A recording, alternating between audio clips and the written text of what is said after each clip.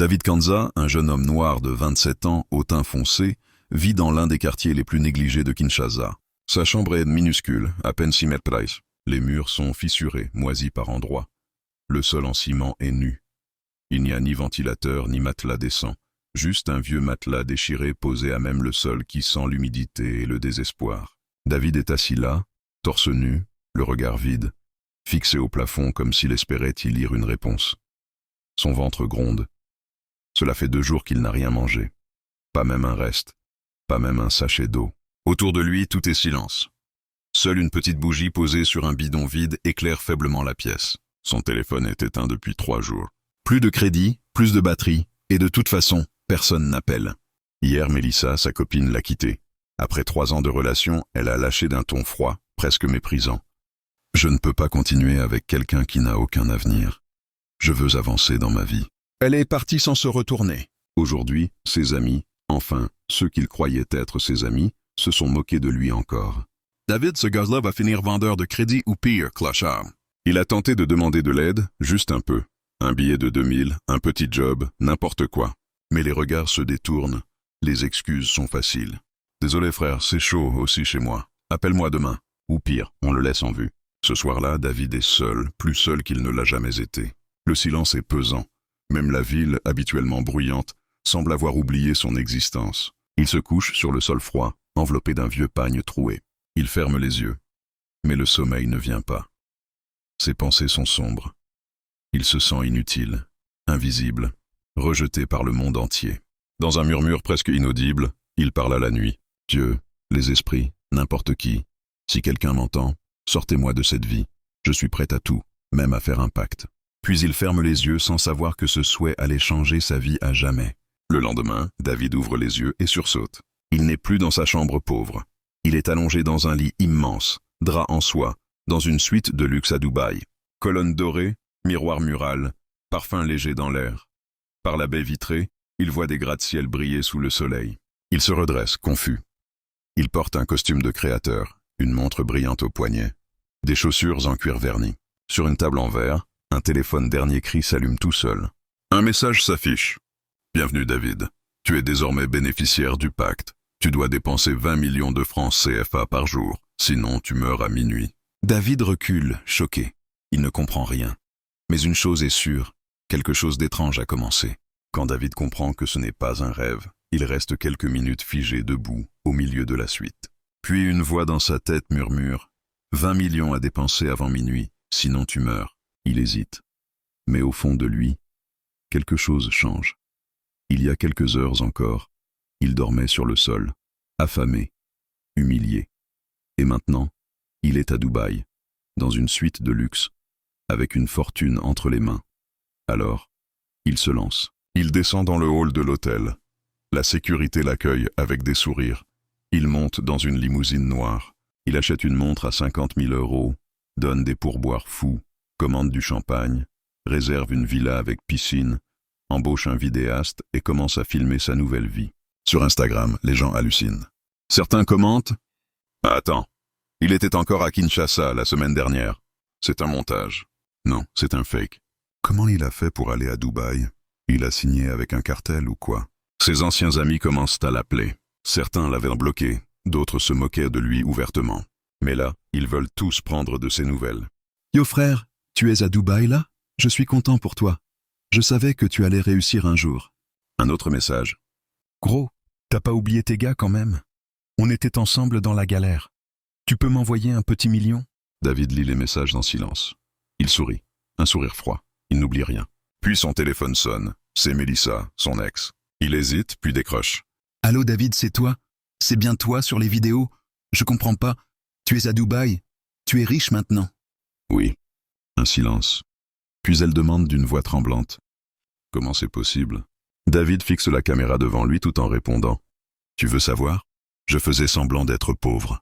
Je voulais voir qui m'aime vraiment, qui est là pour moi sans argent. Et tu m'as quitté. » « Non David, attends, je regrette. J'étais juste perdu, je t'aimais. » « Non, tu m'aimais quand c'était facile. Moi, je veux quelqu'un qui reste quand c'est dur. » « S'il te plaît, je t'en supplie, donne-moi une chance. Je t'aime encore. » Sans un mot, David regarde l'écran puis raccroche. Il bloque le numéro. Il inspire profondément, puis il regarde autour de lui. Des gens le filment, le saluent. Des mannequins lui sourient, l'approchent. Les hôtels de luxe lui ouvrent les portes comme s'il était un prince. Il a tout, l'argent, les regards, l'attention, le pouvoir. Mais chaque jour, il reçoit le même message sur son téléphone. 20 millions avant minuit, sinon tu meurs. Il dépense sans arrêt. Montres, bijoux, voitures, clubs privés, dîners à 3000 euros. Mais à minuit pile, tout ce qu'il a acheté disparaît mystérieusement. Les montres, les vêtements, même les photos. Le lendemain, il recommence encore et encore. Il ne peut ni épargner, ni investir, ni donner aux pauvres. Il est obligé de consommer pour rien. Au début, c'était l'euphorie. Maintenant, il commence à comprendre que cette richesse n'a aucune valeur réelle. Mais David n'est pas encore prêt à lâcher prise. Il profite, il s'expose, il se venge. Et dans chaque geste, dans chaque regard, il y a cette pensée cachée. À quel moment ce rêve va-t-il devenir un cauchemar? Les jours passent et David s'épuise. Chaque matin, le même message s'affiche sur son téléphone. 20 millions avant minuit, sinon tu meurs. Il ne compte plus les montres achetées, les soirées sans fin, les appartements loués puis effacés à minuit pile. Il est piégé dans une boucle de luxe inutile. Rien ne reste, rien ne compte. Et surtout, il commence à comprendre qu'il n'est pas seul à avoir vécu ça. En fouillant sur le dark web, en rencontrant des gens bizarres dans des soirées très fermées, il entend parler d'autres hommes dans d'autres pays qui ont un jour reçu le même pacte. Ils ont tous vécu dans l'excès. Ils sont tous morts avant le 91e jour. Pas de funérailles, pas de corps, juste des disparitions. David comprend que le compte à rebours est réel et qu'il approche. Mais un jour, alors qu'il se réveille à Dubaï dans une autre suite luxueuse, quelque chose cloche. Il appelle son chauffeur, pas de réponse. Il descend, veut acheter un bijou, boutique fermée. Il tente de réserver un dîner. Tous les restaurants sont inaccessibles. Puis il comprend. La ville est fériée, tout est fermé, absolument tout. Pas de boutique, pas de service, pas de luxe, rien. Il regarde l'heure, 13h20. Il tente de retirer du cash, impossible. Il roule dans toute la ville. Il crie, il supplie, mais Dubaï est morte pour la journée. Le temps passe. 17h, 20h, 22h45. David sent son cœur s'emballer. Il commence à trembler. Chaque minute le rapproche de minuit. Il rentre en panique chez lui. Regarde son solde bancaire. L'argent est là, mais il ne peut rien acheter. 23. Il s'assoit, perdu, les mains sur la tête. 23-15. Il pense à toutes les vies qu'il a croisées, aux gens qu'il a humiliés, aux amis qu'il a ignorés. 23-13. Et soudain, une idée lui traverse l'esprit. Il se lève d'un bond, ouvre son téléphone et commence à envoyer l'argent à sa famille, à ses parents qu'il n'appelait plus, à ses tantes, à ses cousins pauvres, même à 2 amis de quartier qu'il avait toujours soutenus en silence. Il transfère des millions ici, d'autres là. 5 millions à une tante malade. Il tape, il envoie, il pleure, il donne, il partage, il sème. 23-55. Fin de la journée. 20 millions. Il pose doucement le téléphone sur la table. Il respire, il sourit, puis il s'allonge, épuisé, mais en paix. Ce soir-là, pour la première fois depuis qu'il est riche, David s'endort sans peur. Pas parce qu'il a dépensé, mais parce qu'il a fait quelque chose qui a du sens. Le lendemain, le soleil perce doucement à travers une vitre sale. David bouge lentement sous son pagne troué puis ouvre les yeux. Il est allongé sur son vieux matelas, dans sa petite chambre modeste de Kinshasa. Les murs fissurés sont là. Le bidon vide, la bougie presque terminée. Tout est exactement comme avant. Il regarde autour de lui, désorienté. C'est pas possible. Il se lève brusquement, marche pieds nus sur le sol froid. Il ouvre la porte. Les mêmes bruits de rue, les klaxons, les vendeuses, les cris d'enfants. Rien n'a changé. Il retourne à l'intérieur, ouvre son téléphone, toujours éteint. Pas de limousine, pas de montre, pas de suite à Dubaï. Tout était un rêve. Il s'allonge à nouveau, ferme les yeux, tente de se rendormir. Il pense fort. Je veux retourner là-bas. Je veux revenir dans la suite. Recommencer. Il se concentre. Il redit les mots exacts qu'il avait murmurés ce soir-là. Dieu les esprits, si quelqu'un m'entend, je suis prêt à tout, même à faire un pacte. Mais quand il rouvre les yeux, il est toujours dans la même chambre. Il sort dans la rue. Les visages familiers sont là. Il croise un ami d'enfance. « Frère, tu te souviens de moi? Dis-moi la vérité. J'ai rêvé que j'étais riche à Dubaï. Très riche. C'était réel ou pas ?» L'ami éclate de rire. Toi, riche David, tu as rêvé trop fort. Tu es toujours là, pauvre comme jamais. Un autre se moque.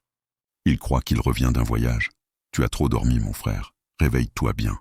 David sent son cœur se serrer. Il baisse les yeux. Il sait maintenant, ce n'était pas réel. Mais les jours passent, et chaque soir, il recommence. Allongé sur son matelas, il murmure encore. Dieu, les esprits, si quelqu'un m'entend, je suis prêt à tout. Mais rien ne change. Plus de rêves, plus de Dubaï, juste la vraie vie. Et puis un soir, David ne parle plus. Il reste juste assis, silencieux. Il regarde ses mains abîmées mais vivantes. Il regarde autour de lui. La chambre est pauvre, oui, mais réelle. Et là, quelque chose change dans ses yeux. Il dit tout bas. Si j'ai fait un rêve comme celui-là, ce n'est pas pour me torturer. C'est un message, un signe, une vision de ce que je peux devenir. Pas avec un pacte, pas avec des raccourcis, mais avec de la foi, de la force, de la persévérance. Il se lève lentement. Son regard n'est plus le même. Je vais me battre parce que je peux le devenir. Pas demain, mais un jour, moi aussi je serai riche. Pour de vrai. Après des jours à ressasser son rêve, après avoir tenté en vain de le reproduire, David comprit qu'il avait besoin de réponses. Il se rendit dans une grande église moderne au cœur de la ville. Après avoir expliqué son besoin à l'accueil, un assistant le guida vers un bureau à l'étage. Le bureau du pasteur était vaste et luxueux. Sol en marbre brillant, fauteuil en cuir noir, bibliothèque murale garnie de livres anciens, une grande croix dorée accrochée au mur derrière un bureau massif en acajou. Le pasteur, un homme noir d'une 50aine d'années, élégant dans son costume sombre, se leva et tendit la main à David. « Assieds-toi, mon fils. » David s'installa. Son regard était lourd, ses mains tremblaient légèrement. « Pasteur, j'ai fait un rêve étrange. Il me hante, j'ai besoin de comprendre. » Le pasteur l'écouta sans interrompre. David lui raconta tout. La richesse soudaine, le pacte, les sacrifices, la pression, la panique, et ce réveil brutal suivi d'un vide qu'il n'arrivait pas à combler. Silence. Le pasteur ferma les yeux quelques secondes, puis les rouvrit lentement. « David, ce que tu as vu est une vision, pas un simple rêve. C'est une alerte, un appel. Tu as été choisi, mais tu es à la croisée des chemins. » Il se leva, fit quelques pas dans le bureau, puis s'arrêta près de la grande fenêtre qui donnait sur la ville. « Tu as 2 choix. » Il se retourna vers David. « Premier choix, tu travailles dur, honnêtement.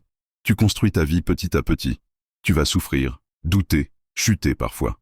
Mais un jour, peut-être dans 30 ans, tu atteindras un niveau que même ton rêve n'a pas pu imaginer. Ce sera long, mais ce sera vrai. Et personne ne devra mourir pour ça. » Il s'approcha du bureau, posa ses 2 mains dessus et fixa David droit dans les yeux. « Deuxième choix, tu peux aller voir un marabout, lui raconter ce rêve.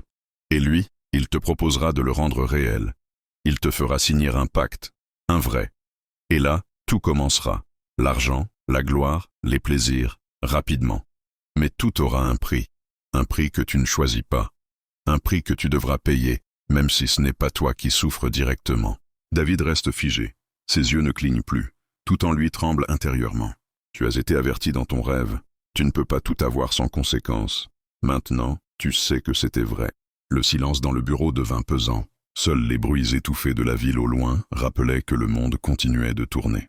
David sort de l'église seul, pensif. Il traverse le grand parking vide. Le soleil tape fort. Il marche lentement, comme s'il portait un poids invisible sur les épaules. Il lève les yeux vers le ciel. Ferme les yeux.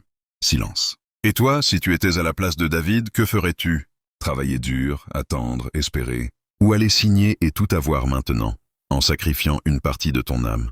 Like et abonne-toi si t'as aimé la vidéo, puis donne-moi ta réponse en commentaire.